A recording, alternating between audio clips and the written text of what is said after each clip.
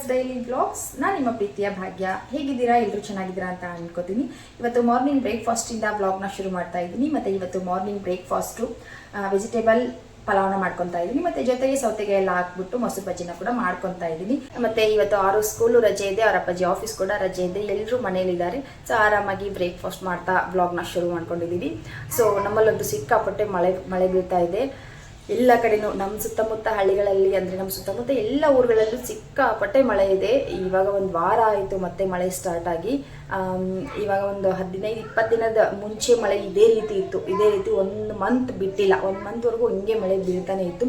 ಎಷ್ಟೋ ಕಡೆಗಳಲ್ಲೆಲ್ಲನೂ ಹೊಳೆಗಳೆಲ್ಲ ಬಂದು ಸಾಕಷ್ಟು ಅನಾಹುತಗಳು ಕೂಡ ಆಗಿದೆ. ಇವಾಗ ಮತ್ತೆ ಮಳೆ ಸ್ಟಾರ್ಟ್ ಆಗಿದೆ. ಇನ್ನೂ ಏನೇನಾಗುತ್ತೋ ಗೊತ್ತಿಲ್ಲ ಈ ಮಳೆ ಅವಾಂತರ. ಸೊ ಓಕೆ, ಬನ್ನಿ ಬ್ಲಾಗ್ನ ಶುರು ಮಾಡೋಣ. ಮತ್ತು ಇಲ್ಲಿ ಇವತ್ತು ಕೃಷ್ಣ ಜನ್ಮಾಷ್ಟಮಿ ಇದೆ ಅಂತ ಹೇಳಿಬಿಟ್ಟು ಕೃಷ್ಣನ ಪೂಜೆನ ಮಾಡಿದೆ. ನಿಜವಾಗ್ಲೂ ಇದನ್ನು ನಾನು ಮಾಡಬೇಕು ಅಂತ ನಾನು ಅಂದ್ಕೊಂಡೇ ಇರಲಿಲ್ಲ. ಯಾಕೆಂದರೆ ನಾನು ಪ್ರತಿ ವರ್ಷ ಪೂಜೆನ ಮಾಡೋದೇ ಇಲ್ಲ. ಏನೋ ಗೊತ್ತಿಲ್ಲ, ಇವತ್ತು ಬೆಳಿಗ್ಗೆನೂ ತುಂಬ ಸಡನ್ನಾಗಿ ಬೇಗನೆ ಎಚ್ಚರ ಆಗೋಯ್ತು.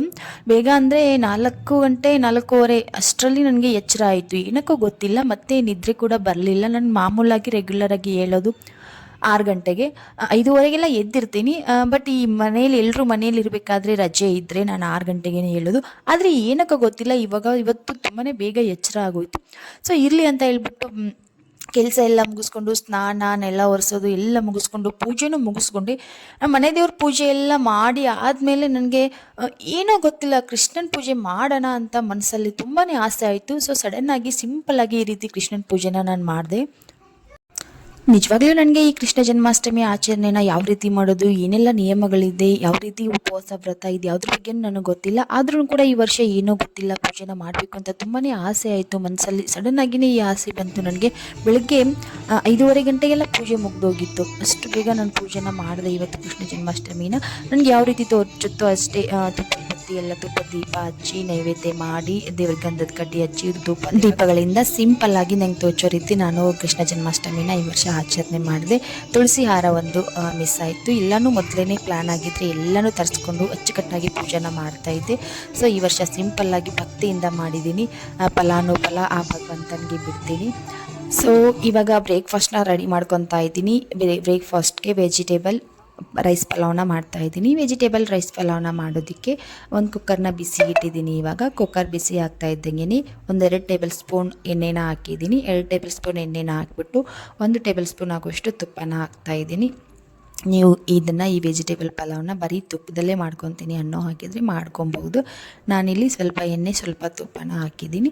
ಎಣ್ಣೆ ಮತ್ತು ತುಪ್ಪ ಬಿಸಿ ಆದಮೇಲೆ ಕಡಲೆಬೀಜನ ಹಾಕ್ತಾಯಿದ್ದೀನಿ. ಕಡಲೆಬೀಜ ಚೆನ್ನಾಗಿ ಫ್ರೈ ಆಗೋವರೆಗೂ ಒಂದು ಸ್ವಲ್ಪ ಹೊತ್ತು ವೆಯ್ಟ್ ಮಾಡಬೇಕು. ಕಡಲೆಬೀಜ ಚೆನ್ನಾಗಿ ಫ್ರೈ ಆಗ್ತಾ ಇದ್ದಂಗೆ ಸ್ವಲ್ಪ ಸೋಂಪನ್ನ ಹಾಕ್ತಾಯಿದ್ದೀನಿ. ಸೋಂಪನ್ನ ಮಸ್ಟ್ ಆ್ಯಂಡ್ ಶುಡ್ ಹಾಕಲೇಬೇಕು, ತುಂಬಾ ಚೆನ್ನಾಗಿ ಬರುತ್ತೆ ಸೋಂಪನ್ನ ಹಾಕೋದ್ರಿಂದ. ವೆಜಿಟೇಬಲ್ ಪಲಾವ್ದು ಫ್ಲೇವರು ತುಂಬಾ ಚೆನ್ನಾಗಿ ಬರುತ್ತೆ ಸೋಂಪನ್ನ ಹಾಕೋದ್ರಿಂದ. ಸೊ ಅದಾದಮೇಲೆ ನೆಕ್ಸ್ಟು ಸ್ವಲ್ಪ ಜೀರಿಗೆನ ಹಾಕಿದ್ದೀನಿ. ಜೀರಿಗೆ ಮತ್ತು ಸೋಂಪು ಚೆನ್ನಾಗಿ ಚಿಟಪಟ ಅಂತ ಸಿಡಿಯೋಕ್ಕೆ ಸ್ಟಾರ್ಟ್ ಆದಮೇಲೆ 1 ಮೀಡಿಯಮ್ ಸೈಜ್ ಈರುಳ್ಳಿನ ಉದ್ದುದ್ದಕ್ಕೆ ಸಣ್ಣದಾಗಿ ಕಟ್ ಮಾಡಿಬಿಟ್ಟು ಹಾಕಿದ್ದೀನಿ. ಸ್ವಲ್ಪ ಹೊತ್ತು ಎಣ್ಣೆಯಲ್ಲಿ ಈರುಳ್ಳಿನ ಫ್ರೈ ಮಾಡ್ಕೋಬೇಕು. ಹಸಿ ವಾಸನೆ ಹೋಗೋವರೆಗೂ ಚೆನ್ನಾಗಿ ಈರುಳ್ಳಿನ ಫ್ರೈ ಮಾಡ್ಕೋಬೇಕು. ಮತ್ತು ಇಲ್ಲಿ ಸಾಸಿವೆನ ಹಾಕೋ ಅವಶ್ಯಕತೆ ಇಲ್ಲ, ಜೀರಿಗೆ ಮತ್ತು ಸೋಂಪು ಇಷ್ಟಿದ್ರೆ ಸಾಕು. ಸೊ ಇವಾಗ ಈರುಳ್ಳಿ ಎಲ್ಲನೂ ಚೆನ್ನಾಗಿ ಫ್ರೈ ಆಗೋವರೆಗೂ ಒಂದು 5 ನಿಮಿಷ ನಾವು ಎಣ್ಣೆಯಲ್ಲಿ ಬಾಡಿಸ್ಕೋಬೇಕಾಗತ್ತೆ. ಅದೇ ಹೊತ್ತಲ್ಲಿ 1-2 ಕರಿಬೇವು ಕಡ್ಡಿನ ಚೆನ್ನಾಗಿ ಕೈಯಿಂದಾನೇ ಕಟ್ ಮಾಡಿಬಿಟ್ಟು ಹಾಕ್ಕೊತಾ ಇದ್ದೀನಿ. ಸ್ವಲ್ಪ ಕರಿಬೇವು ಸೊಪ್ಪನ್ನ ನಾನು ಜಾಸ್ತಿನೇ ಯೂಸ್ ಮಾಡ್ತಾ ಇರ್ತೀನಿ. ಸೊ ಇವಾಗ ನೆಕ್ಸ್ಟ್ ನಾನಿಲ್ಲಿ ಸ್ಪೈಸಸ್ನ ಹಾಕ್ತಾಯಿದ್ದೀನಿ. ಸ್ಪೈಸಸ್ ಬಂದುಬಿಟ್ಟು ಚಕ್ಕೆ, ಲವಂಗ ಮತ್ತು ಕಾಳುಮೆಣಸು, ಅದಾದಮೇಲೆ ಕಲ್ಲೂವ ಮತ್ತು ಏಲಕ್ಕಿನ ತೊಗೊಂಡಿದ್ದೀನಿ. ಇದೆಲ್ಲನೂ ಇವಾಗ ಎಣ್ಣೆನಲ್ಲಿನ ಹಾಕ್ತೀನಿ. ಕೆಲವರು ಸ್ಟಾರ್ಟಿಂಗಲ್ಲೇ ಈ ಸ್ಪೈಸಸ್ನ ಹಾಕ್ತಾ ಇರ್ತಾರೆ. ಸೊ ಆ ರೀತಿ ಮಾಡೋದ್ರಿಂದ ಏನಾಗುತ್ತೆ, ಸ್ಪೈಸಸ್ಸು ಬೇಗ ಸಿಗಿದೋಗುತ್ತೆ. ಟೇಸ್ಟೆಲ್ಲ ಅಷ್ಟೊಂದು ಅರೋಮ ಇರೋದಿಲ್ಲ ಸ್ಪೈಸಸ್ಸಲ್ಲಿ ಸ್ಟಾರ್ಟಿಂಗಲ್ಲೇ ಹಾಕಿದ್ರೆ. ಸೊ ನಾನು ಯಾವಾಗಲೂ ಇದೇ ರೀತಿ ಈರುಳ್ಳಿ ಹಾಕಿದ್ಮೇಲೆ ನಾನು ಸ್ಪೈಸಸ್ನ ಹಾಕ್ತಾ ಇರ್ತೀನಿ, ರೈಸ್ ಪಲಾವು ಬಿರಿಯಾನಿ ಏನೇ ಮಾಡಿದ್ರು ಕೂಡ. ಸೊ ಇವಾಗ ಎಣ್ಣೆಯಲ್ಲಿ ಸ್ವಲ್ಪ ಹೊತ್ತು ಸ್ಪೈಸಸ್ಸು ಈರುಳ್ಳಿ ಎಲ್ಲನೂ ಚೆನ್ನಾಗಿ ಫ್ರೈ ಆಗೋವರೆಗೂ ಸ್ವಲ್ಪ 1-2 ನಿಮಿಷ ಬಿಡಬೇಕು. ಅದಾದಮೇಲೆ ನೆಕ್ಸ್ಟ್ ನಾನಿಲ್ಲಿ ಒಂದು 3 ಹಸಿರು ಮೆಣಸಿನ್ಕಾಯಿನ ಉದ್ದುದ್ದಕ್ಕೆ ಕಟ್ ಮಾಡಿಬಿಟ್ಟು ಹಾಕ್ತಾಯಿದ್ದೀನಿ. ನಿಮ್ಮ ಮನೆಯಲ್ಲಿ ನೀವು ಎಷ್ಟು ಖಾರ ತಿಂತೀರೋ ಅದರ ಅನುಸಾರವಾಗಿ ನೀವು ಮೆಣಸಿನ್ಕಾಯಿನ ಬಳಕೆ ಮಾಡ್ಬೋದು. ಸೊ ಇವಾಗ ನಾನಿಲ್ಲಿ ಮೆಣಸಿನ್ಕಾಯಿನ ಹಸಿರು ಮೆಣಸಿನ್ಕಾಯಿನ ಹಾಕಿ ಚೆನ್ನಾಗಿ ಫ್ರೈ ಮಾಡಿಕೊಂಡು ನೆಕ್ಸ್ಟ್ ನಾನಿಲ್ಲಿ ಒಂದು ಮೀಡಿಯಮ್ ಸೈಜ್ ಟೊಮೆಟೊನ ಸಣ್ಣದಾಗಿ ಕಟ್ ಮಾಡಿ ಹಾಕ್ಕೊತಾ ಇದ್ದೀನಿ. ನೀವು ಬೇಕಿದ್ದರೆ ಉದ್ದುದ್ದಕ್ಕೆ ಸಣ್ಣದಾಗಿ ಕಟ್ ಮಾಡಿಬಿಟ್ಟು ಟೊಮೆಟೊನ ಹಾಕ್ಕೋಬೋದು. ನಿಮ್ಗೆ ಯಾವ ರೀತಿ ಇಷ್ಟ ಆಗುತ್ತೋ ನೀವು ಆ ರೀತಿ ಹಾಕ್ಕೊಳ್ಳಿ. ಯಾಕಂದರೆ ಕೆಲವೊಬ್ಬರು ವೆಜಿಟೇಬಲ್ ಕಟ್ ಮಾಡಿ ಚೆನ್ನಾಗಿ ಒಂದು ರೀತಿ ಡೆಕೋರೇಷನ್ ರೀತಿ ಮಾಡಿದ್ರೆ ತಿಂತಾ ಇರ್ತಾರೆ. ಸೊ ನಮ್ಮ ಮನೇಲಿ ಆ ರೀತಿ ಏನಿಲ್ಲ, ನಾವು ಹಿಂಗೆ ಮಾಡಿದ್ರು ಟೇಸ್ಟ್ ಚೆನ್ನಾಗಿದ್ರೆ ಸಾಕು. ಸೊ ಇವಾಗ ಟೊಮೆಟೊ ಎಲ್ಲನೂ ಸಾಫ್ಟ್ ಆಗೋವರೆಗೂ ನಾವು ಒಂದು ಸಾರಿ ಚೆನ್ನಾಗಿ ಮಿಕ್ಸ್ ಮಾಡ್ಕೋಬೇಕಾಗುತ್ತೆ. ಚೆನ್ನಾಗಿ ಎಣ್ಣೆಯಲ್ಲಿ ಟೊಮೆಟೊ ಎಲ್ಲನೂ ಫ್ರೈ ಆಗಬೇಕು ಸಾಫ್ಟ್ ಆಗೋವರೆಗೂ. ಸೊ ಆ ರೀತಿ ನಾವು ಚೆನ್ನಾಗಿ ಫ್ರೈ ಮಾಡ್ಕೊಂಡಾದಮೇಲೆ ಇಲ್ಲಿ ನಾನು ಸೌತೆಕಾಯಿನ ಹಾಕ್ತಾ ಇದ್ದೀನಿ. ಸಣ್ಣದಾಗಿ ಕಟ್ ಮಾಡಿ ಇಟ್ಕೊಂಡಿರುವಂಥ ಒಂದು 2 ಸೌತೆಕಾಯಿನ ಹಾಕ್ತಾ ಇದ್ದೀನಿ. ನೀವು ಮತ್ತು ಕ್ಯಾರೆಟು, ಬೀಟ್ರೂಟು, ಅದಾದಮೇಲೆ ನೆಕ್ಸ್ಟು ಆಲೂಗೆಡ್ಡೆ, ನಿಮ್ಮ ಹತ್ರ ಯಾವ ವೆಜಿಟೇಬಲ್ ಇದೆಯೋ ಅದೆಲ್ಲನೂ ನಾವು ಹಾಕ್ಕೋಬೋದು. ನಾನಿಲ್ಲಿ ಬೀನ್ಸು ಮತ್ತು ಸೌತೆಕಾಯಿನ ಮಾತ್ರ ಹಾಕ್ತಾ ಇದ್ದೀನಿ. ಯಾಕೆ ಅಂತ ಅಂದರೆ ನಾಳೆನೇ ಮಂಗಳವಾರ, ನಾಳೆನೇ ನಮ್ಮೂರಲ್ಲಿ ಸಂತೆ ಇರೋದು. ಸೊ ಹಂಗಾಗಿ ವೆಜಿಟೇಬಲ್ ಎಲ್ಲನೂ ಮನೇಲಿ ಖಾಲಿ ಆಗಿದೆ. ಸೊ ಹಂಗಾಗಿ ಇರೋದ್ರಲ್ಲಿನೇ ಸಿಂಪಲ್ಲಾಗಿ ಮಾಡ್ತಾಯಿದ್ದೀನಿ. ಜಾಸ್ತಿ ಇಂಗ್ರೀಡಿಯೆಂಟ್ ಅವಶ್ಯಕತೆ ಇಲ್ಲವೇ ಇಲ್ಲ ಈ ವೆಜಿಟೇಬಲ್ ಪಲಾವ್ನ ಮಾಡೋದಕ್ಕೆ, ಆದರೆ ಟೇಸ್ಟ್ ಅಂತೂ ಸಖತ್ತಾಗಿರುತ್ತೆ. ಸೊ ಇವಾಗ ನೆಕ್ಸ್ಟ್ ನಾನಿಲ್ಲಿ ಶುಂಠಿ ಬೆಳ್ಳುಳ್ಳಿ ಪೇಸ್ಟ್ನ ಹಾಕ್ತಾಯಿದ್ದೀನಿ. ಶುಂಠಿ ಬೆಳ್ಳುಳ್ಳಿ ಪೇಸ್ಟ್ನ ನೋಡಿಕೊಂಡು, ಕೆಲವರು ಶುಂಠಿನ ಇಷ್ಟಪಡಲ್ಲ, ಕೆಲವರು ಬೆಳ್ಳುಳ್ಳಿನ ಇಷ್ಟಪಡಲ್ಲ. ನಿಮ್ಮ ಮನೇಲಿ ಯಾವ ರೀತಿ ಇರುತ್ತೋ ಆ ರೀತಿ ನೀವು ಹಾಕ್ಕೊಳ್ಳಿ. ಶುಂಠಿ ಬೆಳ್ಳುಳ್ಳಿ ಪೇಸ್ಟ್ನ ಹಾಕಿ ಚೆನ್ನಾಗಿ ಒಂದು ಸಾರಿ ಮಿಕ್ಸ್ ಕೊಟ್ಕೋಬೇಕು. ಸಿಂಪಲ್ಲಾಗಿ ಯಾವುದೇ ರೀತಿ ಜಾಸ್ತಿ ಇಂಗ್ರೀಡಿಯೆಂಟ್ ಬಳಸದೆ ಮನೆಯಲ್ಲಿರೋ ತರಕಾರಿಗಳನ್ನೇ ಬಳಸ್ಕೊಂಡು ಮಾಡಿರುವಂಥ ಈ ವೆಜಿಟೇಬಲ್ ಪಲಾವು ತುಂಬ ಅಂದರೆ ತುಂಬಾ ಟೇಸ್ಟಿಯಾಗಿರುತ್ತೆ. ನೀವು ಕೂಡ ಮನೆಯಲ್ಲಿ ಒಂದು ಸಾರಿ ಟ್ರೈ ಮಾಡಿ ನೋಡಿ, ತುಂಬಾ ಟೇಸ್ಟಿಯಾಗಿರುತ್ತೆ. ಸೊ ಎಣ್ಣೆಯಲ್ಲಿ ತರಕಾರಿ ಎಲ್ಲನೂ ಚೆನ್ನಾಗಿ ಫ್ರೈ ಆದಮೇಲೆ ಇಲ್ಲಿ ನಾನು ಟರ್ಮರಿಕ್ ಪೌಡರ್ನ ಹಾಕ್ತಾಯಿದ್ದೀನಿ. ಅದಾದಮೇಲೆ ನೆಕ್ಸ್ಟು ಧನಿಯಾ ಪೌಡರ್ನ ಹಾಕ್ತಾಯಿದ್ದೀನಿ. ಇದಿಷ್ಟನ್ನ ಹಾಕಿ ಸ್ವಲ್ಪ ಉಪ್ಪನ್ನ ಸೇರಿಸಿ ಒಂದು 2 ನಿಮಿಷದಷ್ಟು ನಾವು ಅದನ್ನು ಬೇಯೋದಕ್ಕೆ ಬಿಡಬೇಕಾಗತ್ತೆ. ಇವಾಗ ನಾನು ಮಿಕ್ಸ್ ಮಾಡ್ತಾಯಿದ್ದೀನಿ ನೋಡಿ. ಈ ರೀತಿ ಚೆನ್ನಾಗಿ ಮಿಕ್ಸ್ ಮಾಡಿಬಿಟ್ಟು ಒಂದು 2 ನಿಮಿಷ ವೆಜಿಟೇಬಲ್ ಎಲ್ಲನೂ ಮಸಾಲೆಯಲ್ಲಿ ಕೂಡ್ಕೊಳ್ಳೋ ರೀತಿ ಒಂದು 2 ನಿಮಿಷ ನಾವು ಸಿಮ್ಮಲ್ಲಿ ಇಟ್ಬಿಟ್ಟು ಬೇಯಿಸ್ಕೋಬೇಕಾಗತ್ತೆ. ಅದೇ ಹೊತ್ತಲ್ಲಿ ವೆಜಿಟೇಬಲ್ ಕೂಡ ತುಂಬಾ ಚೆನ್ನಾಗಿ ಸಾಫ್ಟಾಗಿ ಬೇಯುತ್ತೆ. ನಮಗೆ ತಿನ್ನುವಾಗ ಚೆನ್ನಾಗಿ ಅನಿಸುತ್ತೆ, ಬಾಯಲ್ಲೆಲ್ಲನೂ ಸಾಫ್ಟಾಗಿರುತ್ತೆ. ಸೊ ಇವಾಗ ಮಿಕ್ಸ್ನ ಮಾಡಿಬಿಟ್ಟು ಒಂದು ಪ್ಲೇಟ್ನ ಮುಚ್ಚಿ 1-2 ನಿಮಿಷ ಸಿಮ್ಮಲ್ಲಿಟ್ಟು ಬೇಯಿಸ್ಕೋಬೇಕಾದ್ರೆ ಸ್ಟವ್ನ ಸಿಮ್ಮಲ್ಲಿಟ್ಟು ಬೇಯಿಸ್ಕೊಳ್ಳಿ. ಹೈ ಫ್ಲೇಮಲ್ಲಿ ಇಡೋಕ್ಕೆ ಹೋಗ್ಬೇಡಿ, ತರಕಾರಿ ಎಲ್ಲನೂ ಸೀದೋಗುತ್ತೆ. ಸೊ ಇವಾಗ 1-2 ನಿಮಿಷ ಬೇಯಿಸಿದ್ದೀನಿ ನೋಡಿ. ಎಣ್ಣೆ ಎಲ್ಲನೂ ಎಷ್ಟು ಚೆನ್ನಾಗಿ ಬಿಟ್ಕೊಂಡಿದೆ ಅಂತ ಹೇಳ್ಬಿಟ್ಟು ವೆಜಿಟೇಬಲ್ಲು ಕೂಡ ಅಷ್ಟೇ ಎಣ್ಣೆಯಲ್ಲಿ ತುಂಬ ಚೆನ್ನಾಗಿ ಬೆಂದಿದೆ. ಸೊ ಇವಾಗ ನಾನು ಆವಾಗಲೇ ನೆನೆಸಿ ಇಟ್ಕೊಂಡಿರುವಂಥ ಅಕ್ಕಿನ ತೊಗೊಂಡಿದ್ದೀನಿ. ಅಕ್ಕಿಯಲ್ಲಿರೋ ಹಾಕಿರುವಂಥ ನೀರನ್ನ ನಾನು ಸೈಡಲ್ಲಿ ಎತ್ತಿ ಇಟ್ಟಿದ್ದೀನಿ. ನೆನೆಯೋದಕ್ಕೆ ಅಕ್ಕಿಗೆ ನೀರನ್ನ ನಾವು ಹಾಕಿರ್ತೀವಲ್ವ, ಸೊ ಆ ನೀರನ್ನ ಯಾವುದೇ ಕಾರಣಕ್ಕೂ ಚೆಲ್ಲಕ್ಕೆ ಹೋಗಬೇಡಿ. ಅದೇ ನೀರನ್ನೇ ನಾವು ಅನ್ನ ಮಾಡೋದಕ್ಕೆ, ಈ ರೈಸ್ ಬೇಯೋದಕ್ಕೆ ಯೂಸ್ ಮಾಡಬೇಕು ಅಲ್ವಾ. ಸೊ ಇವಾಗ ನಾನು ಸೈಡಲ್ಲಿ ನೀರನ್ನ ಎತ್ತಿ ಇಟ್ಟಿದ್ದೀನಿ. ಅಕ್ಕಿನ ಮಾತ್ರ ನಾನಿವಾಗ ಹಾಕ್ತಾಯಿದ್ದೀನಿ. ಒಂದು 10 ನಿಮಿಷ ನಾವು ಅಕ್ಕಿನ ನೆನೆಸಿ ಮಾಡೋದ್ರಿಂದ ವೆಜಿಟೇಬಲ್ ಪಲಾವು ಆಮೇಲೆ ರೈಸು ಏನೇ ಆಗಲಿ, ನೀವು ರೈಸ್ ಮಾಡಬೇಕಾದ್ರೂ ಕೂಡ ಅಕ್ಕಿನ ನೆನೆಸಿ ನಾವು ರೈಸ್ ಮಾಡಿದ್ರೆ ತುಂಬಾ ಚೆನ್ನಾಗಿ ಸಾಫ್ಟಾಗಿ ಅನ್ನ ಬೇಯುತ್ತೆ, ತುಂಬಾ ಟೇಸ್ಟಿಯಾಗೂ ಕೂಡ ಇರುತ್ತೆ. ಸೊ ಇವಾಗ ಅಕ್ಕಿನ ಹಾಕ್ಬಿಟ್ಟು ಚೆನ್ನಾಗಿ ಒಂದು ಸಾರಿ ಮಿಕ್ಸ್ ಮಾಡ್ಕೊಳ್ಳೋಣ. ಎಲ್ಲ ವೆಜಿಟೇಬಲ್ಲು, ಮಸಾಲೆ, ಎಣ್ಣೆ ಪದಾರ್ಥ ಆಮೇಲೆ ಸ್ಪೈಸಸ್ಸು ಎಲ್ಲನೂ ಮಿಕ್ಸ್ ಆಗೋ ರೀತಿ ಒಂದು ಸಾರಿ ನಾವು ಅಕ್ಕಿನ ಚೆನ್ನಾಗಿ ಮಿಕ್ಸ್ ಮಾಡ್ಕೋಬೇಕು. ಮಾಮೂಲಾಗಿ ಇದಿಷ್ಟು ಮಾಡಿ ನೀರನ್ನ ಎಷ್ಟು ಬೇಕೋ ಅಷ್ಟು ಹಾಕಿ ಲಿಡ್ನ ಕ್ಲೋಸ್ ಮಾಡಿ ಬೇಯಿಸ್ಕೊಂಡ್ರೆ ರೈಸ್ ಪಲಾವ್ ರೆಡಿ ಆಗುತ್ತೆ. ಆದರೆ ನಾನಿಲ್ಲಿ ಒಂದು ಎಕ್ಸ್ಟ್ರಾ ಇಂಗ್ರೀಡಿಯೆಂಟ್ನ ಬಳಸ್ತಾ ಇದ್ದೀನಿ. ಸ್ವಲ್ಪ ವೆಜಿಟೇಬಲ್ ಪಲಾವು ಟೇಸ್ಟಿಗಿರಲಿ ಅಂತ ಹೇಳ್ಬಿಟ್ಟು ನಾನಿಲ್ಲಿ ಬಿರಿಯಾನಿ ಮಸಾಲೆನ ಹಾಕ್ತಾ ಇದ್ದೀನಿ. ನೀವು ನೋಡ್ತಾ ಇರ್ಬೋದು, ರೆಡಿಮೇಡ್ ಬಿರಿಯಾನಿ ಮಸಾಲೆ ಇದು.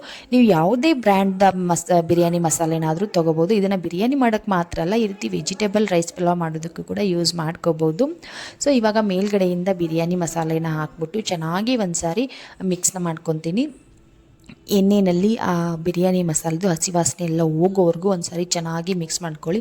ಹಾಗಂತ ಜಾಸ್ತಿ ಹೊತ್ತೆಲ್ಲ ಬಿಡೋಕ್ಕೆ ಹೋಗಬೇಡಿ. ಸೊ ಅದಕ್ಕೋಸ್ಕರನೇ ಇದನ್ನು ಜಾಸ್ತಿ ಹೊತ್ತು ಎಣ್ಣೆಯಲ್ಲಿ ಮತ್ತು ಈ ರೀತಿ ಬಿಡೋಕ್ಕೆ ಹೋಗಬಾರ್ದು. ಅದಕ್ಕೆ ಅಂತಲೇ ನಾನಿವಾಗ ಅದನ್ನ ಲಾಸ್ಟಲ್ಲಿ ಹಾಕಿದ್ದೀನಿ. ನೋಡ್ತಾ ಇರ್ಬೋದು ಕಲರ್ ಎಷ್ಟು ಚೆನ್ನಾಗಿ ಕಾಣ್ತಾ ಇದೆ ಅಂತ ಹೇಳ್ಬಿಟ್ಟು, ಎಷ್ಟು ಸಖತ್ತಾಗಿ ಕಾಣ್ತಾ ಇದೆ ಅಲ್ವಾ. ಇವಾಗಲೇ ಹಿಂಗೆ ಇನ್ನು ಅನ್ನ ಬೆಂದ ಮೇಲೆ ಅದ್ರ ರುಚಿ ಯಾವ ರೀತಿ ಇರುತ್ತೆ ಅಂತ ನೋಡೋಣ. ಇವಾಗ ನಾನು 1 ಗ್ಲಾಸ್ ಅಕ್ಕಿನ ತೊಗೊಂಡಿದ್ದೀನಿ. 1 ಗ್ಲಾಸ್ ಅಕ್ಕಿಗೆ ನಾನಿಲ್ಲಿ 1 ಗ್ಲಾಸ್ ಅಕ್ಕಿನ ನೆನೆಸಿಟ್ಟಿರೋ ಅಂಥ ನೀರನ್ನ ಇವಾಗ ಫಸ್ಟ್ ನಾನು 1 ಗ್ಲಾಸ್ನ ಹಾಕ್ತೀನಿ. ಎಲ್ಲರೂ ಹೇಳೋ ಹಾಗೆ 1 ಗ್ಲಾಸ್ ಅಕ್ಕಿಗೆ 2 ಗ್ಲಾಸ್ ನೀರನ್ನ ಹಾಕಬೇಕು ಅಂತ ಹೇಳ್ತಾರೆ. ಸೊ ನಾನಿಲ್ಲಿ ಅಕ್ಕಿನ ನೆನೆಸಿರೋದ್ರಿಂದ 1 ಗ್ಲಾಸ್ ಅಕ್ಕಿಗೆ 1.5 ಗ್ಲಾಸ್ ನೀರನ್ನ ನಾನು ಹಾಕ್ತಾಯಿದ್ದೀನಿ. ಯಾಕೆ ಅಂತ ಅಂದರೆ ನಮ್ಮ ಮನೇಲಿ ಜಾಸ್ತಿ ಅನ್ನ ಏನಾದರೂ ಮುದ್ದೆ ಆದರೆ ತಿನ್ನೋಕ್ಕೆ ಇಷ್ಟಪಡೋದಿಲ್ಲ. ಸೊ ಉದುರಾಗಿ ಇರಬೇಕು ಅಂತ ಹೇಳ್ಬಿಟ್ಟು ನಾನು 1 ಗ್ಲಾಸ್ ಅಕ್ಕಿಗೆ 1.5 ಗ್ಲಾಸ್ ನೀರನ್ನ ಹಾಕ್ತಾಯಿದ್ದೀನಿ. ಇಲ್ಲ ನಮಗೆ ತುಂಬಾ ಸಾಫ್ಟ್ ಆಗಬೇಕು, ನಮಗೆ ಮುದ್ದೆ ಆದರೂ ಚೆನ್ನಾಗಾಗುತ್ತೆ, ನಾವು ಅದೇ ರೀತಿ ತಿಂತೀನಿ ಅಂತ ಹೇಳೋರು ಯಾರಾದರೂ ಇದ್ದರೆ ನಂತರ ನನಗೆ ಜಾಸ್ತಿ ಸ್ವಲ್ಪ ಮುದ್ದೆ ಆದ್ರೇ ಅನ್ನ ತಿನ್ನೋಕ್ಕೆ ಇಷ್ಟ ಆಗೋದು. ಸೊ ಆದರೆ ನಮ್ಮ ಮನೆಯಲ್ಲಿ ತಿನ್ನಲ್ಲ, ಸ್ವಲ್ಪ ಉದುರಾಗಿಯೇ ಬೇಕು ಅವರಿಗೆ. ನಾನು ಪರವಾಗಿಲ್ಲ ಅದನ್ನೇ ಅಡ್ಜಸ್ಟ್ ಮಾಡ್ಕೊಂಡು ತಿಂತೀನಿ ಅಂತ ಹೇಳಿ ಉದುರಾಗಿ ಮಾಡ್ತಾಯಿದ್ದೀನಿ. ಇವಾಗ ಒಂದು ಲಿಡ್ನ ಕ್ಲೋಸ್ ಮಾಡಿಬಿಟ್ಟು ಚೆನ್ನಾಗಿ ಕುದಿ ಬರೋವರೆಗೂ ನಾವು ಕುದಿಸ್ಕೋಬೇಕು. ನೀರನ್ನ ಹಾಕಿದ್ಮೇಲೆ ಪಲಾವ್ದು ಚೆನ್ನಾಗಿ ಒಂದು ಕುದಿ ಬರೋವರೆಗೂ ಕುದಿಸ್ಕೊಂಡು ಲಾಸ್ಟಲ್ಲಿ ನಾನಿಲ್ಲಿ ಕೊತ್ತಂಬರಿ ಸೊಪ್ಪನ್ನ ಹಾಕ್ತಾಯಿದ್ದೀನಿ. ನಿಮ್ಮ ಹತ್ರ ಪುದೀನ ಸೊಪ್ಪಿದ್ದರೆ ಪುದೀನ ಸೊಪ್ಪು ಕೂಡ ಹಾಕ್ಕೊಳ್ಳಿ, ಚೆನ್ನಾಗಿರುತ್ತೆ ಫ್ಲೇವರು. ಸೊ ಇಲ್ಲಿ ಕೊತ್ತಂಬರಿ ಸೊಪ್ಪನ್ನ ಹಾಕ್ಬಿಟ್ಟು ಒಂದು ಸಾರಿ ಚೆನ್ನಾಗಿ ಮಿಕ್ಸ್ ಮಾಡಿಕೊಂಡು ಮೇಲ್ಗಡೆಯಿಂದ ಲಿಂಬು ಕೂಡ ಹಾಕ್ಕೊಳ್ಳಿ, ತುಂಬ ಟೇಸ್ಟಿಯಾಗಿರುತ್ತೆ. ನಾನು ಹೇಳಿದೆ ಆವಾಗಲೇ ನಮ್ಮ ಮನೇಲಿ ವೆಜಿಟೇಬಲ್ ಎಲ್ಲನೂ ಖಾಲಿಯಾಗಿದೆ ಅಂತ ಹೇಳಿಬಿಟ್ಟು. ಸೊ ಈ ನಾಳೆ ಹೋಗಿ ತೊಗೊಂಡು ಬರ್ತೀವಿ, ನಾಳೆನೇ ಸಂತೆ. ಮಧ್ಯೆ ಹೋದರೆ ಇಲ್ಲಿ ವೆಜಿಟೇಬಲ್ ಸಿಗೋದಿಲ್ಲ, ವಾರಕ್ಕೆ ಒಂದು ಸಾರಿನೇ ವೆಜಿಟೇಬಲ್ ಸಿಗೋದು. ಸೊ ಇವಾಗ ಚೆನ್ನಾಗಿ ಕುದಿ ಬಂದಮೇಲೆ ಒಂದು ಕುಕ್ಕರ್ ಲಿಡ್ನ ಕ್ಲೋಸ್ ಮಾಡಿ ವಿಸಲ್ ಹಾಕಿ ಒಂದು 2 ವಿಸಲ್ ಕುಗ್ಗಿಸ್ಕೊಂಡ್ರೆ ನಮ್ಮ ವೆಜಿಟೇಬಲ್ ರೈಸ್ ಪಲಾವ್ ರೆಡಿ ಆಗುತ್ತೆ. ಅಷ್ಟರಲ್ಲಿ ನಾನು ಸೌತೆಕಾಯಿ ಮೊಸರು ಬಜ್ಜಿನ ಮಾಡ್ಕೊತೀನಿ. ಸೌತೆಕಾಯಿ ಮೊಸರು ಬಜ್ಜಿನ ಮಾಡ್ಕೊಳ್ಳೋದಕ್ಕೆ ನಾನಿಲ್ಲಿ 1 ಬಟ್ಲಾಗೋಷ್ಟು ಮೊಸರನ್ನ ತೊಗೊಂಡಿದ್ದೀನಿ. ಫ್ರೆಶ್ ಆಗಿರೋವಂಥ ಮೊಸರನ್ನ ತೊಗೊಂಡಿದ್ದೀನಿ. ನೀವು ಕೂಡ ಅಷ್ಟೇ ಆದಷ್ಟು ಫ್ರೆಶ್ ಆಗಿರೋ ಮೊಸರನ್ನ ತೊಗೊಳ್ಳಿ. ಹುಳಿ ಎಲ್ಲ ಬಾರ್ದು ಅದು ಮೊಸರು ಜಾಸ್ತಿ. ಅಕಸ್ಮಾತ್ ಹುಳಿ ಏನಾದರೂ ಆಗಿದ್ದರೆ ನೀವು 1 ಕಪ್ ಆಗೋವಷ್ಟು ಕಾಯಿಸಿ ಆರಿಸಿರುವಂಥ ಹಾಲನ್ನ ಹಾಕ್ಕೊಳ್ಳಿ. ಬಿಸಿಯಾಗಿರೋ ಹಾಲನ್ನ ಹಾಕೋಕ್ಕೆ ಹೋಗ್ಬೇಡಿ, ಮೊಸರು ಬಜ್ಜಿ ಎಲ್ಲನೂ ಒಡ್ಕೊಂಡು ಬಿಡುತ್ತೆ. ಸೊ ಹಾಗಾಗಿ ಕಾಯಿಸಿ ಆರಿಸಿರುವಂಥ ಹಾಲನ್ನ ಹಾಕಿ, ಹಸಿಯಾಗಿರೋ ಹಾಲನ್ನು ಕೂಡ ಹಾಕೋಕ್ಕೆ ಹೋಗ್ಬೇಡಿ, ಮಕ್ಕಳಿಗೆ ಅದು ಅಷ್ಟಾಗಿ ಒಳ್ಳೆಯದಲ್ಲ. ಸೊ ಇವಾಗ ಮೊಸರೆಲ್ಲನೂ ಚೆನ್ನಾಗಿ ಬೀಟ್ ಮಾಡ್ಕೊತಾ ಇದ್ದೀನಿ. ಮೊಸರಲ್ಲಿರೋವಂಥ ಗಂಟುಗಳೆಲ್ಲನೂ ಹೋಗಿ ಮೊಸರು ಸಾಫ್ಟಾಗಿ ಕ್ರೀಮಿ ಟೆಕ್ಸ್ಚರ್ ಬರೋವರೆಗೂ ನಾನು ಮೊಸರನ್ನ ಬೀಟ್ ಮಾಡ್ಕೊತೀನಿ. ಮೊಸರು ಬೀಟ್ ಮಾಡ್ಕೊತಾ ಇದ್ದಂಗೆ ಸ್ವಲ್ಪ ತೆಳುವಾಗುತ್ತೆ. ಇನ್ನೂ ಜಾಸ್ತಿ ಗಟ್ಟಿಯಾಗಿದೆ ಮೊಸರು ಅನ್ನೋದಾದರೆ ಸ್ವಲ್ಪ ನೀರನ್ನ ನೀವು ಸೇರಿಸ್ಕೋಬೋದು. ನಾನಿಲ್ಲಿ ನೀರೇನೂ ಹಾಕಿಲ್ಲ, ಅದೇ ಮೊಸರನ್ನ ಚೆನ್ನಾಗಿ ಬೀಟ್ ಮಾಡ್ಕೊಂಡಿದ್ದೀನಿ. ಇವಾಗ ಅದಕ್ಕೆ ಮಿಕ್ಕಿರೋ ಇಂಗ್ರೀಡಿಯೆಂಟ್ನ ಹಾಕ್ತೀನಿ. ಇಲ್ಲಿ ನಾನು ಮೊದಲಿಗೆ ಧನಿಯಾ ಪೌಡರ್ನ ಹಾಕ್ತಾಯಿದ್ದೀನಿ. ಒಂದು ಅರ್ಧ ಟೀ ಸ್ಪೂನ್ ಆಗುವಷ್ಟು ಧನಿಯಾ ಪೌಡರ್ನ ಹಾಕಿದ್ದೀನಿ. ಅದಕ್ಕೆ ನೆಕ್ಸ್ಟ್ ನಾನಿಲ್ಲಿ ಸಣ್ಣದಾಗಿ ಕಟ್ ಮಾಡಿ ಇಟ್ಕೊಂಡಿರುವಂಥ ಸೌತೆಕಾಯಿನ ಹಾಕಿದ್ದೀನಿ. ನೀವು ಸೌತೆಕಾಯಿ ತುರಿದ್ಬಿಟ್ಟು ಬೇಕಾದರೂ ಹಾಕ್ಕೋಬೋದು. ನನ್ನ ಬಾಯಲ್ಲಿ ಸ್ವಲ್ಪ ಸೌತೆಕಾಯಿ ಬರ್ತಾಯಿದ್ರೆ ಚೆನ್ನಾಗಿರುತ್ತೆ ಅಂತ ಹೇಳ್ಬಿಟ್ಟು ಎಷ್ಟು ಸಾಧ್ಯ ಆಗುತ್ತೋ ಅಷ್ಟು ಸಣ್ಣದಾಗಿ ಪೀಸ್ಗಳಾಗಿ ಮಾಡಿಕೊಂಡು ಸೌತೆಕಾಯಿನ ಹಾಕ್ತಾಯಿದ್ದೀನಿ.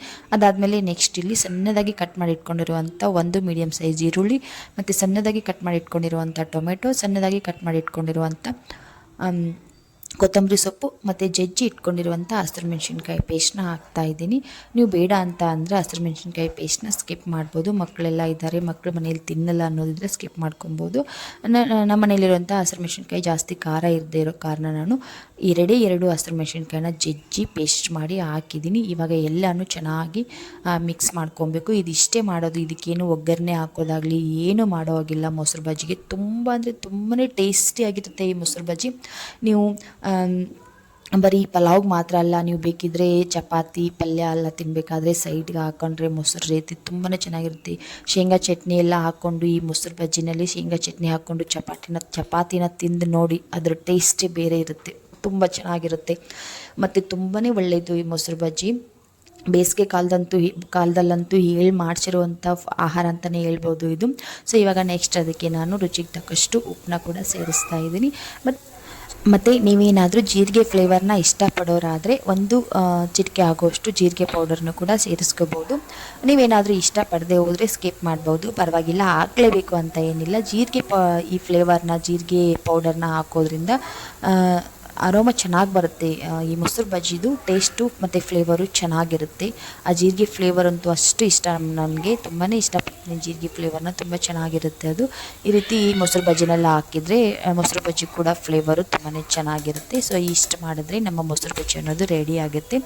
ಇದಕ್ಕೆ ಇನ್ನೇನು ಒಗ್ಗರಣೆ ಹಾಕೋದಾಗಲಿ ಮತ್ತು ಇನ್ನೇನು ಮಾಡೋ ಅವಶ್ಯಕತೆ ಇಲ್ಲ. ನೀವು ಬೇಕು ಅನ್ನೋದಾದರೆ ಸ್ವಲ್ಪ ಸಕ್ಕರೆನ ಸೇರಿಸ್ಕೋಬೋದು. ಇಲ್ಲ ನಮಗೆ ಸಕ್ಕರೆ ನಾವು ತಿನ್ನಲ್ಲ ಅನ್ನೋದಾದರೆ ನೀವು ಸಕ್ಕರೆನೂ ಕೂಡ ಸ್ಕಿಪ್ ಮಾಡಿ. ನಾನು ಕೂಡ ಇಲ್ಲಿ ಸಕ್ಕರೆನ ಹಾಕಿಲ್ಲ. ಸೊ ಇವಾಗ ಈ ಕಡೆ ಪಲಾವ್ ಇನ್ನೂ ವಿಸಿಲ್ ಆಗಿಲ್ಲ, ಯಾಕೆ ಅಂತಂದರೆ ಸ್ಟವ್ನ ಲೋ ಟು ಮೀಡಿಯಮ್ ಫ್ಲೇಮ್ ಇಟ್ಟಿದ್ದೆ. ಸೊ ಹಂಗಾಗಿ ಸ್ವಲ್ಪ ಲೇಟ್ ಆಗಿದೆ.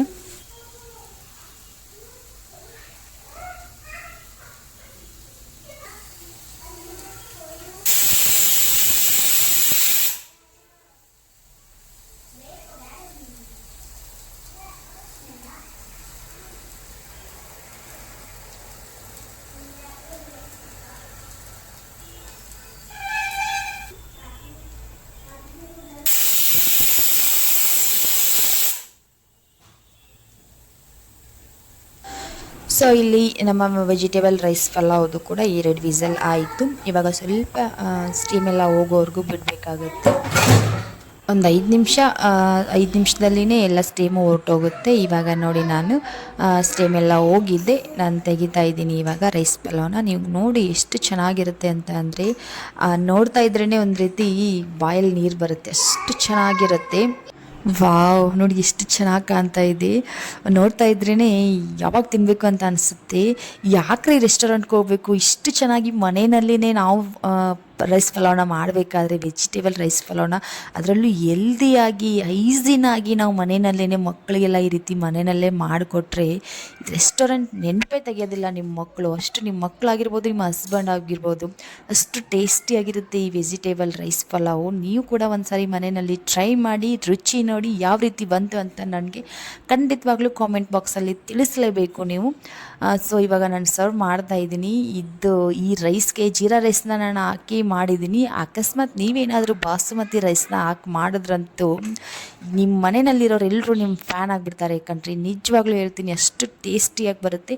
ಕಾಂಬಿನೇಷನ್ಗೆ ಈ ಮೊಸರು ಬಾಜಿ ಅಂದರೆ ಸಾಕಪ್ಪ, ಈ ಮನೆಯಲ್ಲಿನೇ ಒಂದು ರೀತಿ ರೆಸ್ಟೋರೆಂಟೇ ಸೃಷ್ಟಿಯಾಗಿ ಹೋಗುತ್ತೆ, ಅಷ್ಟು ಚೆನ್ನಾಗಾಗುತ್ತೆ. ನಿಜವಾಗ್ಲೂ ನನ್ನ ಮಗಳು ಪದೇ ಪದೇ ಕೇಳಿ ಮಾಡಿಸ್ಕೊಂಡು ಈ ರೀತಿ ರೈಸ್ ಪಲಾವ್ನ ತಿಂತಾ ಇರ್ತಾಳೆ. ಅವಳಿಗೆ ನಾನು ಮಾಡೋ ರೆಸಿಪಿನಲ್ಲಿ ಇಷ್ಟವಾಗಿರೋ ರೆಸಿಪಿ ಇದು, ಈ ವೆಜಿಟೇಬಲ್ ರೈಸ್ ಪಲಾವು. ಮತ್ತು ಬಿರಿಯಾನಿ ಕೂಡ ಅಷ್ಟೇ, ವೆಜ್ ಬಿರಿಯಾನಿ ಆಗುತ್ತೆ, ಇಷ್ಟು ಸಖತ್ತಾಗಿರುತ್ತೆ ವೆಜ್ ಬಿರಿಯಾನಿ ಮಾಡಿದ್ರೆ. ಅದನ್ನು ಕೂಡ ಒಂದು ಸಾರಿ ನಿಮಗೆ ವಿಡಿಯೋನ ಮಾಡಿ ಹಾಕ್ತೀನಿ. ತುಂಬ ಟೇಸ್ಟಿಯಾಗಿರುವಂಥ ರೆಸ್ಟೋರೆಂಟ್ ಸ್ಟೈಲಲ್ಲೇ, ರೆಸ್ಟೋರೆಂಟ್ಗಿನ್ನೂ ರುಚಿಯಾಗಿರುವಂಥ ವೆಜಿಟೇಬಲ್ ರೈಸ್ ಪಲಾವ್ನ ನಾವು ಇವತ್ತು ಮಾಡಿದ್ವಿ. ಸೊ ಇವಾಗ ಇದನ್ನ ಬರೀ ನೋಡೋದಷ್ಟೇ ಅಲ್ಲ, ಟೇಸ್ಟ್ ಕೂಡ ಮಾಡೇ ಬಿಡೋಣ ಯಾವ ರೀತಿ ಇದೆ ಅಂತ ಹೇಳಿಬಿಟ್ಟು. ತುಂಬಾ ಚೆನ್ನಾಗಿರುತ್ತೆ ಕಣ್ರಿ. ಟೇಸ್ಟ್ ಫೇಲ್ ಆಗೋದಕ್ಕೆ ಚಾನ್ಸೇ ಇಲ್ಲ. ನೀವು ಓಕೆ, ಇವಾಗ ಟೇಸ್ಟ್ ಮಾಡ್ತೀನಿ. ತುಂಬಾ ಬಿಸಿಯಾಗಿದೆ, ಬಿಸಿಯಾಗಿರೋ ರೈಸ್ ಪಲಾವು. ಇವಾಗ ರೈಸ್ ಪಲಾವ್ನ ಒಂದು ಸ್ಪೂನ್ ತಗೊಂಡು ಮೊಸರು ಬಜ್ಜಿನಲ್ಲಿ ಅದ್ದಿ ತಿಂತಾ ಇದ್ದರೆ ವಾಹ್, ಕಳೆದೋಗ್ಬಿಡ್ತೀವಿ ಕಣ್ರಿ. ಎಷ್ಟು ಚೆನ್ನಾಗಿದೆ ಗೊತ್ತಾ. ತಿಂತಾ ಇದ್ದರೆ ಬಾಯಲ್ಲಿ ವೆಜಿಟೇಬಲ್ಸ್ ಎಲ್ಲನೂ ಬರುತ್ತೆ, ಬೀನ್ಸು, ಟೊಮೆಟೊ ಎಲ್ಲನೂ ಬರುತ್ತೆ. ಇನ್ನೂ ಜಾಸ್ತಿ ವೆಜಿಟೇಬಲ್ನ ಹಾಕಿದ್ರೆ ಎಷ್ಟು ಸಖತ್ತಾಗಿರುತ್ತೆ ಗೊತ್ತಾ. ಮೊಸರು ಬಜ್ಜಿಯಲ್ಲಿರುವಂಥ ಸೌತೆಕಾಯಿ, ಈರುಳ್ಳಿ ಅದೆಲ್ಲನೂ ಬಾಯಿಗೆ ಬರ್ತಾ ಇರುತ್ತೆ. ಹಾಗೆ ಸೋಂಪಿನ ಫ್ಲೇವರ್ ಬರುತ್ತೆ ನೋಡಿ ತಿನ್ನಬೇಕಾದ್ರೆ. ವಾಹ್, ಅದನ್ನು ನೀವು ಒಂದು ಸಾರಿ ಎಕ್ಸ್ಪೀರಿಯೆನ್ಸ್ ಮಾಡಿದಾಗಲೇ ಈ ಟೇಸ್ಟ್ ಏನಂತ ಗೊತ್ತಾಗೋದು. ನಿಜವಾಗ್ಲೂ ನೀವು ಮನೇಲಿ ಒಂದು ಸಾರಿ ಟ್ರೈ ಮಾಡಿ ನೋಡಿ. ನಿಜವಾಗ್ಲೂ ನೀವು ಹೇಳ್ತೀರಾ ಇಷ್ಟು ಸಖತ್ತಾಗಿತ್ತು ಅಂತ ಹೇಳ್ಬಿಟ್ಟು. ಈ ರೀತಿ ತಿಂತಾ ಇದ್ದರೆ ಹಂಗೆ ಒನ್ ಬೈ ಒನ್ ತಿಂತಾನೆ ಇರಬೇಕು ಅಂತ ಅನಿಸುತ್ತೆ. ಆದರೆ ಇವಾಗ ಸೈಡಲ್ಲಿ ನನ್ನ ಮಗಳು ವೇಟಿಂಗು, ಅವಳಿಗೆ ನನ್ನ ಕೈಲಿರೋ ಪ್ಲೇಟೇ ಬೇಕಂತೆ. ಇವಾಗ ಇದನ್ನು ಅವಳಿಗೆ ಕೊಡ್ತೀನಿ. ಮತ್ತು ನನ್ನ ಹಸ್ಬೆಂಡ್ಗೆ ಹಂಗೆ ಗುಂಡನಿಗೂ ಕೂಡ ಬ್ರೇಕ್ಫಾಸ್ಟ್ನ ಸರ್ವ್ ಮಾಡಿ, ಅವ್ರ ಬ್ರೇಕ್ಫಾಸ್ಟ್ ಆದಮೇಲೆ ನಮ್ಮ ಬ್ಯಾಟಿಂಗ್ ಸ್ಟಾರ್ಟು. ನೋಡಿ ಇವಾಗ ಅವರೆಲ್ಲರದ್ದು ಬ್ರೇಕ್ಫಾಸ್ಟ್ ಆಯಿತು, ಮಿಕ್ಕಿರೋದನ್ನು ನಾವು ತಿನ್ನಬೇಕು. ಸೊ ಇದರಲ್ಲಿ ಏನು ಗೊತ್ತಾ ವಿಶೇಷತೆ, ಈ ಮಿಕ್ಕಿರೋದು ತಿನ್ನೋದ್ರಲ್ಲಿ ಈ ರೈಸ್ ಬಾತು ಏನೇ ಒಂದು ಮನೇಲಿ ಮಾಡಿದಾಗ ಈ ರೀತಿ ತಳ ಸೀದಿರುತ್ತೆ ಗೊತ್ತಾ, ಸೀದೋಗಿರುತ್ತೆ. ಆ ರೀತಿ ಸೀದೋಗಿರೋ ಅನ್ನ ಅಂತ ಅಂದರೆ ನನಗಂತೂ ತುಂಬಾ ಇಷ್ಟ. ಯಾರೆಲ್ಲ ಈ ರೀತಿ ಸೀದೋಗಿರೋ ಅನ್ನ ಮತ್ತು ಒಂದು ರೀತಿ ಏನೋ ಒಂದು ಅಡುಗೆ ಮಾಡಿದಾಗ ಸೀದೋಗುತ್ತೆ, ಅದು ಯಾರಿಗೆಲ್ಲ ಇಷ್ಟ ಆಗುತ್ತೋ ನನಗೆ ಕಾಮೆಂಟ್ ಮಾಡಿ. ಸೊ ಈ ರೀತಿ ಅನ್ನ ನನಗೆ ತುಂಬಾ ಇಷ್ಟ ಆಗುತ್ತೆ. ರೈಸ್ ಪಲಾವ್ ಮಾಡಿದಾಗ, ಉಪ್ಪಿಟ್ಟೆಲ್ಲ ಮಾಡಿದಾಗ ತಳ ಎಲ್ಲ ಸೀದಿರುತ್ತೆ ಅಲ್ವಾ, ಅದೆಷ್ಟು ಟೇಸ್ಟಿಯಾಗಿರುತ್ತೆ ಗೊತ್ತಾ. ಸಾಕಷ್ಟು ಜನ ಈ ಅನ್ನ ಈ ರೀತಿ ಸೀದೋಗಿರೋ ಅಂಥ ಆಹಾರನ ಇಷ್ಟಪಡೋರು ಇದ್ದಾರೆ ನನ್ನ ಥರನೇ. ಸೊ ಯಾರೆಲ್ಲ ಇದ್ದೀರಾ ನನ್ನ ಥರನೇ ಅವರೆಲ್ಲರೂ ನನಗೆ ಕಾಮೆಂಟ್ ಮಾಡ್ತೀರಾ ಅಂತ ಅಂದ್ಕೊಂಡಿದ್ದೀನಿ. ತಪ್ಪದೆ ಕಾಮೆಂಟ್ ಮಾಡಿ ಯಾರಿಗೆಲ್ಲ ಇಷ್ಟ ಅಂತ ಹೇಳ್ಬಿಟ್ಟು. ಸೊ ಇವಾಗ ಟಿಫನ್ ಎಲ್ಲ ಮುಗಿಸ್ಕೊಂಡು ಟಿಫನ್ ಮಾಡಿರೋಂಥ ಪಾತ್ರೆನ ತೊಳೆದು ಮತ್ತು ಬಟ್ಟೆನ ಒಗೆದು ಇವಾಗ ಒಣಗಾಕಕ್ಕೆ ತೊಗೊಂಡು ಬಂದಿದ್ದೀನಿ. ಎಷ್ಟೆಲ್ಲ ಬಟ್ಟೆ ಇವತ್ತು ಕೂಡ ಹಾಕ್ಕೊಂಡಿದ್ದೆ ಗೊತ್ತಾ. ಬಟ್ಟೆ ಒಣಗಾಕೋದಕ್ಕೆ ಜಾಗನೇ ಸಾಲ್ತಾ ಇರಲಿಲ್ಲ, ಅಷ್ಟೊಂದು ಬಟ್ಟೆಗಳನ್ನ ಒಗೆದಾಕಿದ್ದೆ ಇವತ್ತು. ಎಲ್ಲರೂ ಮನೆಯಲ್ಲೂ ಇದ್ದಾರೆ, ನಿನ್ನೆ ಫುಲ್ ರೆಸ್ಟ್ ಆಯಿತು. ಇವಾಗಲೇ ಎಲ್ಲರೂ ಮನೇಲಿದ್ದಾರೆ, ಒಗ್ದಾಕ್ಬಿಡೋಣ ಅಂತ ಹೇಳ್ಬಿಟ್ಟು ಇವತ್ತು ಎಲ್ಲನೂ ಒಗ್ದಾಕಿದ್ದೀನಿ. ಈ ಮಳೆಗಾಲದಲ್ಲಿ ಈ ಬಟ್ಟೆನ ಒಗೆಯೋದು ಒಂದು ಚಿಂತೆ ಆದರೆ ಅದನ್ನು ಒಣಗಾಕೋದು ಇನ್ನೊಂದು ಚಿಂತೆ. ಎಲ್ಲಪ್ಪ ಹಾಕೋದು, ಎಲ್ಲ ಹಾಕಿದ್ರೆ ಒಣಗುತ್ತೆ ಬಟ್ಟೆ ಅನ್ನೋದು ಚಿಂತೆ ಆಗೋದೆ. ಮತ್ತು ಇತ್ತೀಚೆಗೆ ನಮ್ಮ ಮನೇಲಿರೋ ಕ್ಲಿಪ್ಸ್ಗಳೇ ಕಾಣ್ತಾ ಇಲ್ಲ, ಎಲ್ಲೋ ಓಡೋಗ್ತಾ ಇದೆ ಕ್ಲಿಪ್ಸ್ ಎಲ್ಲ ಕಳೆದೋಗಿದೆ. ಓಕೆ, ಇವಾಗ ಮಧ್ಯಾಹ್ನ ಟೈಮು. ಸೊ ಗುಂಡನ್ನ ಯಾವುದೋ ಒಂದು ಕಾರಣಕ್ಕೆ ಅವರ ಅಪ್ಪಾಜಿ ಕೈಯಿಂದ ಬೈಸ್ಕೊಂಡಿದ್ದ, ಅವನು ಅಳ್ತಾ ಇದ್ದಾನೆ. ಅವಳ ಅಕ್ಕ ಅವನಿಗೆ ಸಮಾಧಾನ ಮಾಡ್ತಾ ಇದ್ದಾರೆ. ಅಕ್ಕನ ಪ್ರೀತಿ ಅಂದ್ರೇ ಒಂದು ರೀತಿ ಎರಡನೇ ತಾಯಿ ಇದ್ದಾಗೆ ಅಲ್ವಾ. ಸೊ ನಾನೇನಾದರೂ ಹೊಡೀಲಿ, ನಾನೇನಾದರೂ ಬೈಲಿ, ಅವ್ರ ಅಪ್ಪಾಜಿ ಏನಾದರೂ ಮಾಡಿದ್ರು ಕೂಡ ಅವ್ನು ಸೀದಾ ಹೋಗಿ ಅವ್ರ ಅಕ್ಕನ್ನೇ ಈ ರೀತಿ ಮಲ್ಕೊಂಡು ಬಿಡ್ತಾನೆ. ಅವಳು ಸಮಾಧಾನ ಮಾಡ್ತಾಳೆ. ಅವನು ಯಾರು ಹೇಳಿದ್ರು ಕೊನೆಗೆ ಅವ್ರ ಅಪ್ಪಾಜಿ ಬಂದು ಅವರೇ ಸಮಾಧಾನ ಮಾಡಿ ಅವರೇ ಮಲಗಿಸಿದಾಗ ಮಲ್ಕೊಂಡ ಅವನು. ಅವ್ರ ಮನೇಲಿ ಇಲ್ಲದೆ ಇರುವಾಗ ಎಷ್ಟು ಹಿಂಗಿರ್ತಾನೆ ಗೊತ್ತಾ, ಗುಬ್ಬಿ ಮರಿತಾನೆ ಥರ ಊಸ್ಕೊಂಡಿರ್ತಾನೆ. ಏನು ಗಲಾಟೆ ಮಾಡಲ್ಲ, ತಂಟೆ ತರಲೆ ಮಾಡಲ್ಲ ನನಗೆ ಹೆದರ್ಕೊಂಡು. ಆದರೆ ಅವ್ರ ಅಪ್ಪಾಜಿ ಮನೇಲಿ ಇದ್ಬಿಟ್ರೆ ಆಯಿತು, ಮನೆಗೆ ಅವನೇ ಬಾಸು. ಅವ್ನು ಹೆಂಗೆ ಹೇಳ್ತಾನೋ ಅವರು ಹಂಗೆ ಕೇಳ್ತಾರೆ. ಅವರೇ ಊಟ ಮಾಡಿಸ್ಬೇಕು, ಅವರೇ ಸ್ನಾನ ಮಾಡಿಸ್ಬೇಕು, ಅವರೇ ಮಲಗಿಸ್ಬೇಕು. ನಾವು ತಾಯಂದ್ರೆ ಏನು ಮಾಡಿದ್ರು ಇಲ್ಲಿ ಝೀರೋನೇ. ಕೊನೆಗೆ ಕ್ರೆಡಿಟ್ ಎಲ್ಲ ಬರೋದು ಅಪ್ಪಂದ್ರಿಗೇ ಅಲ್ವಾ. ಮತ್ತು ಈ ರೀತಿ ಮನೇಲಿ ಏನಾದರೂ ಇದ್ದರೆ ನನ್ನ ಹಸ್ಬೆಂಡು ಸಾಕಷ್ಟು ಕೆಲಸನ ನನಗೆ ಮಾಡಿಕೊಡ್ತಾರೆ, ಸಾಕಷ್ಟು ಕೆಲಸದಲ್ಲಿ ನನಗೆ ಹೆಲ್ಪ್ ಮಾಡ್ತಾರೆ. ಈ ರೀತಿ ಆ ಗುಂಡನ ಮಲಗಿಸೋದಾಗಿರ್ಬೋದು, ಅವ್ರ ಸ್ನಾನ, ಅವ್ರ ಬಟ್ಟೆ ಹಾಕೋದು, ಅವ್ರಿಗೆ ಊಟ ಮಾಡಿಸೋದು, ಅವ್ರಿಗೆ ಮೆಡಿಸನ್ ಹಾಕೋದು, ಮತ್ತು ಆರೋಗ್ಯ ಹೋಮ್ವರ್ಕ್ ಎಲ್ಲ ಮಾಡಿಸೋದು, ಈ ರೀತಿ ಎಲ್ಲನೂ ಮಾಡ್ತಾಯಿರ್ತಾರೆ. ಇವಾಗ ಗುಂಡನನ್ನು ಮಲಗಿಸಿ ಬಂದು ಆರು ಏನೋ ಡ್ರಾಯಿಂಗ್ನ ಬಿಡಿಸ್ತಾ ಇದ್ಲು. ಸೊ ಅದನ್ನು ಕೂತ್ಕೊಂಡು ಅವ್ರ ಮುಂದೆ ಕೂತ್ಕೊಂಡು ಹೇಳ್ತಾ ಇದ್ದಾರೆ, ಹೇಳಿ ಬಿಡಿಸ್ಕೊಡ್ತಾ ಇದ್ದಾರೆ. ಅವಳಿಗೆ ಬಿಡಿಸೋದಕ್ಕೆ ಹೆಲ್ಪ್ ಮಾಡ್ತಾ ಇದ್ದಾರೆ. ಸೊ ಈ ರೀತಿ ಎಲ್ಲನೂ ಅವ್ರು ಮಾಡ್ತಾ ಇರ್ತಾರೆ. ಸೊ ನೋಡಿದ್ರಿ ಅಲ್ವಾ ಇವತ್ತಿನ ನಮ್ಮ ದಿನ ಯಾವ ರೀತಿ ಇತ್ತು ಅಂತ ಹೇಳಿ. ಇವತ್ತಿನ ಬ್ಲಾಗ್ನ ಇಲ್ಲಿಗೆ ಮುಗಿಸ್ತಾ ಇದ್ದೀನಿ. ಮತ್ತೆ ಸಿಗ್ತೀನಿ ನೆಕ್ಸ್ಟ್ ಬ್ಲಾಗಲ್ಲಿ. ಅಲ್ಲಿವರೆಗೂ ನನ್ನ ಚಾನಲ್ನಲ್ಲಿರೋ ವಿಡಿಯೋನ ಇದೇ ರೀತಿ ನೋಡ್ತಾ ಇರಿ. ಹಾಗೆ ನನ್ನ ಚಾನಲ್ಗೆ ಹೊಸದಾಗಿ ನೋಡ್ತಾ ಇದ್ರಿ ಪ್ಲೀಸ್ ಸಬ್ಸ್ಕ್ರೈಬ್ ಮಾಡಿಕೊಂಡು ನನಗೆ ಸಪೋರ್ಟ್ ಮಾಡಿ ಅಂತ ಕೇಳ್ತಾ ಮತ್ತೆ ಸಿಗ್ತೀನಿ ನೆಕ್ಸ್ಟ್ ಬ್ಲಾಗ್ನಲ್ಲಿ. ಬಾಯ್, ಟೇಕ್ ಕೇರ್.